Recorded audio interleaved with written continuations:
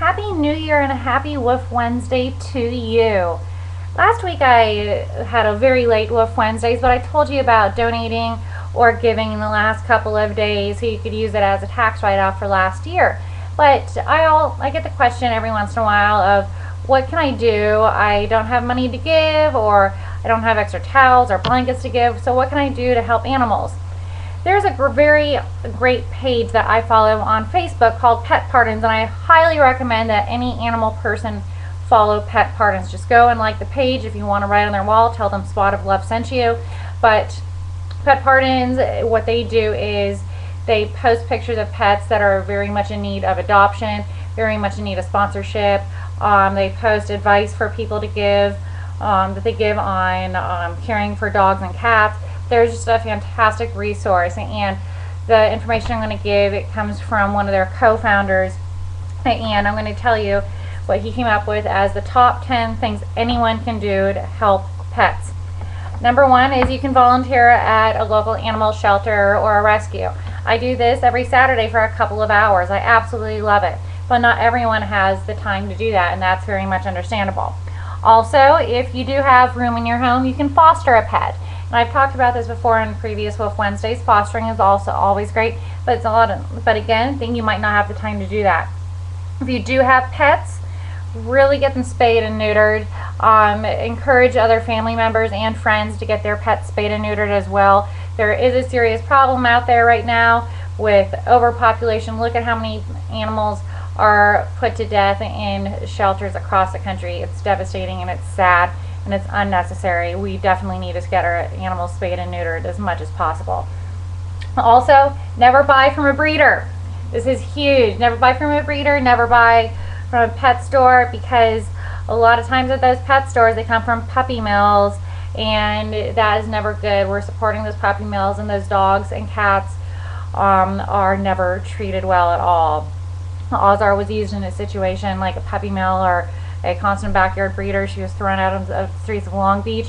So this comes from a very personal experience of mine, and I just strongly recommend that you do not do that at all. There are plenty of dogs in the shelters that need our love. Also, you can help by advocating on Pet Pardons, and advocating means you are resharing the information, you are helping another animal out. There's an advocate button that you can press by each animal that they post, and other animals that they don't necessarily post but they have pictures of too. But seriously, go to their page, like their page. Excellent place.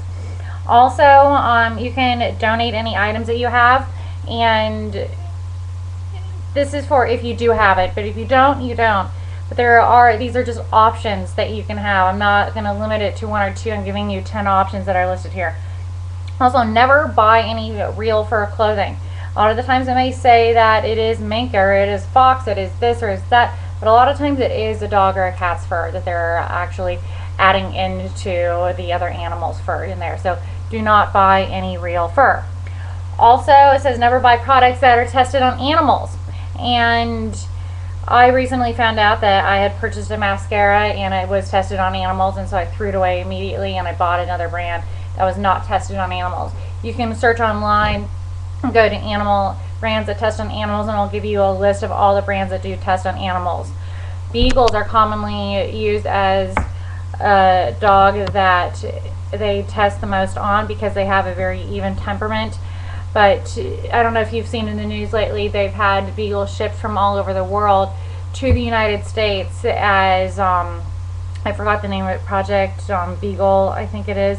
But they are saving these beagles that have been put through all these animal testing. It's really sad, but do not buy any products that have been tested on animals. Ladies, this means cosmetics. Check all your cosmetic brands, hair brands that you're using, styling products and such, but make sure you're double checking those before you're using them. Also, look at areas that are opposing breed legislation. It's not just pit bulls anymore. They're going after multiple types of breeds, and you want to really oppose these, because we want to emphasize on, like, if there's positive breeding going on, or if there's not positive breeding, looking at places that are doing fighting. We don't want to just like break down a breed and kill them off completely at all. But just take a look at those legislations, see what other areas you can support, sign petitions to help out animals. That's another thing that you can do. And then vote for politicians that support really positive things for dogs and cats in your area and other animals in your area, because this will also help them out too. And these are some of these things are very minor. Supporting the right candidate, signing a petition. There's tons of petitions online that are really help enforce animal rights that you can do too. But a lot of these things are things that you might do already. But I just want to throw things out there so that you have options of what you can do to help animals.